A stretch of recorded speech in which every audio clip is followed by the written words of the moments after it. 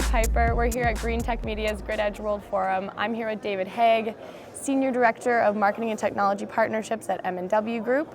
We're going to talk about the evolution of the grid edge market from an engineering, procurement, and construction perspective. So, hi, thanks for being here. Thanks for having me. It's a pleasure. So, M&W Group develops a large number of renewable energy projects all over the world. How are you seeing client demands for renewable energy projects dovetail and combine with other grid edge technologies like energy storage or control systems? It's a great question. M&W Group as an organization is built somewhere in the neighborhood of 700 to 750 megawatts of PV projects around the world. The majority of that has been in the United States. And what we're seeing now is that our client base, which is primarily IPPs or companies with large portfolios of properties, so they, industrial and commercial facilities with kind of 500 kilowatt and above rooftop opportunities, taking a very close look at energy storage and control systems to either add more value to the solar project or maximize some sort of internal cost savings objective.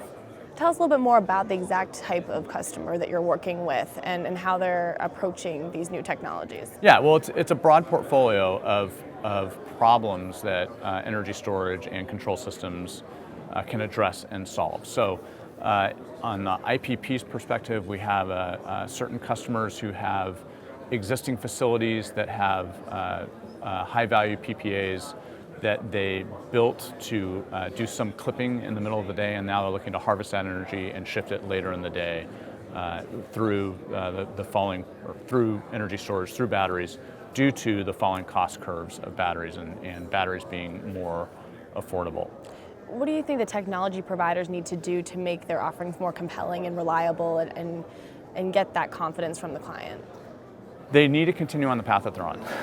And so, especially in the last year, we've seen a lot of just really positive developments in the market in the form of technology providers either, publishing bankability reports or, stepping in with good, kind of financial backstopping with kind of tier one, bankable companies.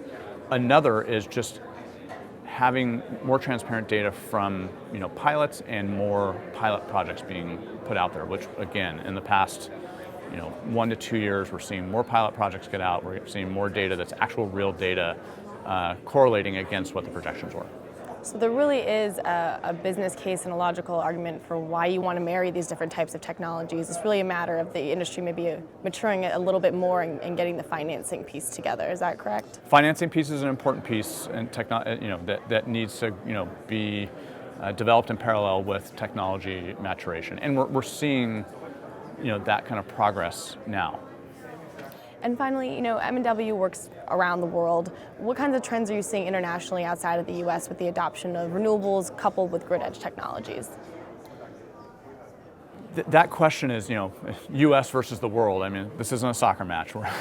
It's an energy market, and so really, I break that up into a couple of kind of high-level classifications. So the U.S. and North American market has a similar set of concerns, constraints, and opportunities as European markets. And M&W as an international company with strong roots in Europe is looking at opportunities to provide various grid stabilization, energy storage, and other types of technologies to those grids, just as we are here in the U.S. through our PV business. Beyond Europe and America, we're seeing lots of opportunity to combine or couple PV and storage or PV storage and other types of generation, be that natural gas, diesel, and others, to boost avoided costs. So in markets where they are heavily diesel dependent now, we can come in, today we can typically spec out a solar system that is competitive with diesel and will trim out 30% of usage based on daily cycles of the sun, et cetera. The key thing is both driving the economics and creating technologies that are truly firm and eliminate intermittency challenges.